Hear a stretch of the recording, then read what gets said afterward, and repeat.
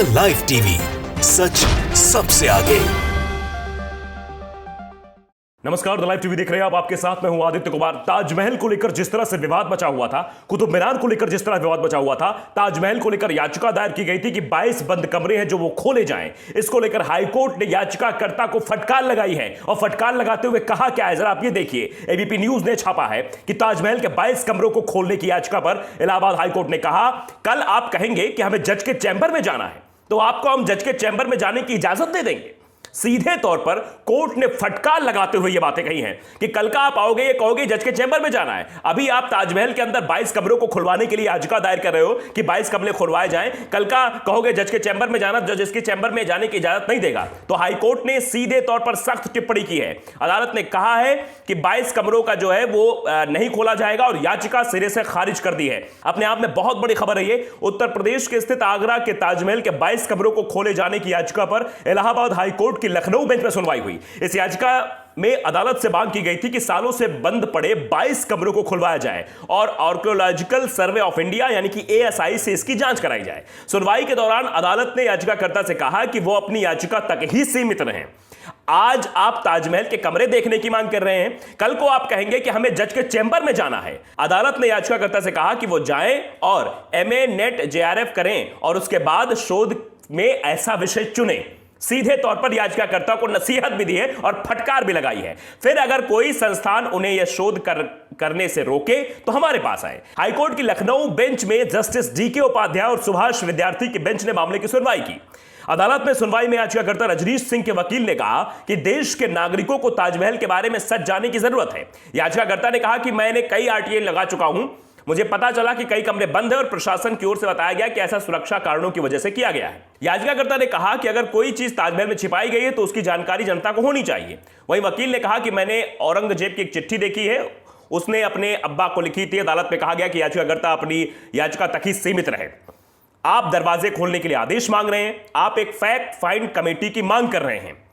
इसके जवाब में यूपी सरकार के वकील ने कहा कि इस मामले में आगरा में पहले ही मुकदमा दर्ज है और याचिकाकर्ता का इस पर कोई अधिकार क्षेत्र नहीं है। वहीं याचिकाकर्ता ने कहा कि मैं इस तथ्य पर बात ही नहीं कर रहा कि वो जमीन भगवान शिव से जुड़ी है या अल्लाह से।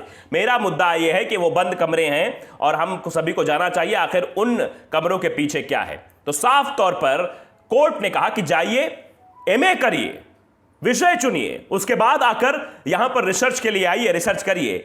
जज साहब ने साफ तौर पर कहा कि कल का आप कहेंगे कि हमें जज के चैंबर में जाना है। कृपया पीआईएल सिस्टम का मजाक मत बनाइए, यानी याचिका सिस्टम का आप मजाक मत बनाइए कि कहीं भी लाकर कोई भी याचिका आप दायर कर देंगे कि वो कमरा खुलवाना, उसके बारे में जानना है तो हम इस पर सुनवाई कर देंगे। कोर्ट ने सीधे तौर पर इस मामले को खारिज कर दिया है, जिससे संघीय सोच के लोगों के मन में जो गुब्बार फूट रहे थे ये सब धड़ाम हो गए हैं। दरअसल कुतुब मीनार को तो मुद्दा बनाया ही जा रहा है। आप देख रहे हैं, कहा जा रहा है कि विष्णु स्तंभ है। उसके बाद ताजमहल को भी तेजो महल बनाने की जो साजिशें शुरू की गई थी, जिस पर लगातार कोर्ट का रास्ता अख्तियार किया जा रहा था और यह कहा जा रहा था कि आने वाले समय में ताजमहल में क्या कुछ फैसला होगा, तो उस फैसले को आने से पहले ही कोर्ट ने साफ कह दिया कि नहीं, हम कतई नहीं कह सकते कि उन 22 कमरों को खोला जाए, क्योंकि इस तरह से अगर याचिका आप दायर करेंगे तो यह बिल्कुल गलत है। कल का आप कहेंगे कि जज के चैंबर में हमें जाना है तो जज के चैंबर में जाने की आपको अनुमति नहीं दी जा सकती है। यह बात साफ तौर पर कोर्ट की तरफ से कही है। अदालत ने कहा कि याचिका मीडिया में चर्चा का विषय बनी हुई है।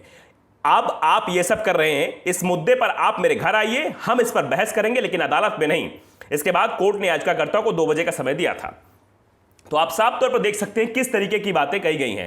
ताजमहल के जो 22 कमरे थे उनको खुलवाने को लेकर यह याचिका दायर की गई थी। याचिका सीधे तौर पर खारिज कर दी गई है। अदालत ने कहा है कि हमने पाया कि याचिका में नियम 226 के तहत ताजमहल के इतिहास के संबंध में अध्ययन की मांग की गई है। इसके अलावा ताजमहल के अंदर बंद दरवाजों को खोलने की मांग की गई है। हाईकोर्ट की लखनऊ बेंच में जस्टिस डीके उपाध्याय और सुभाष विद्यार्थी की बेंच ने कहा, हमारी राय है कि याचिकाकर्ता ने पूरी तरह से गैर न्याय संगत मुद्दे का फैसला देने की मांग की है। कोर्ट ने कहा इस अदालत द्वारा इन याचिकाओं पर फैसला नहीं किया जा सकता और कहा कि जहां तक ताजमहल ये कमरे खोलने की मांग है, हमारा मानना है कि इसमें एक नियमित प्रक्रिया के तहत ऐतिहासिक शोध हो सकता है। इस पर हम रिट पिटीशन को स्वीकार भी नहीं कर सकते हैं। इससे पहले अदालत ने याचिकाकर्ता रजनीश सिंह के वकील से अदालत का फैसला मांगा, जिसका जिक्र उन्होंने लंच से पहले सुनवाई के दौरान किया था। इसके बाद याचिकाकर्ता ने आर्टिकल 19 के तहत कुछ ऐसे फैसले अदालत में पेश किए।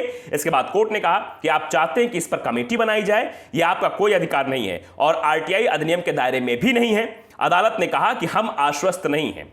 साफ तौर पे आप समझ सकते हैं कि इसको लेकर कई सारी चीजें की गई थी। भारतीय जनता पार्टी के जो नेता थे, अयोध्या इकाई के मीडिया प्रभारी रजनीश सिंह, उनके वकीलों रामप्रकाश शुक्ला और रुद्र विक्रम सिंह के माध्यम से दायर याचिका में इतिहास को स्पष्ट करने के लिए ताजमहल के बंद 22 कमरों को खोलने की बात कही गई थी। याचिका में 1951 और 1958 में बने उन कानूनों को संविधान के प्रावधानों के विरुद्ध घोषित करने का अनुरोध किया गया है, जिनके तहत ताजमहल, फतेहपुर सीकरी का किला और आगरा के लाल किले आदि इमारतों का ऐतिहासिक इमारत घोषित किया था। इसमें केंद्र सरकार, भारतीय पुरातत्व सर्वेक्षण यानी कि ASI तथा राज्य सरकार को पक्षकार बनाया गया है।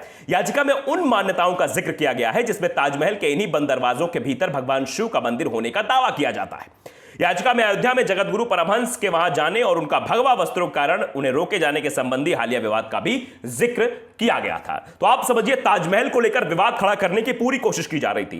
ताजमहल को एक बड़ा मुद्दा बनाने की कोशिश बीजेपी की तरफ से थी और संघीय लोगों की तरफ से थी। अब लगातार देख रहे हैं जो मस्जिदें हैं या मुस्लिमों के और भी तीर्थस्थल कहीं भी हो, लगातार उन पर किस तरह से ये हिंदूवादी संगठन अपनी नजर गड़ाए हुए हैं, उन पर विवाद खड़ा करने की कोशिश करते रहे हैं। आपने लगातार खबरें देखी होंगी और यही काम वो ताजमहल और कुतुब मीनार के साथ करना चाह रहे थे।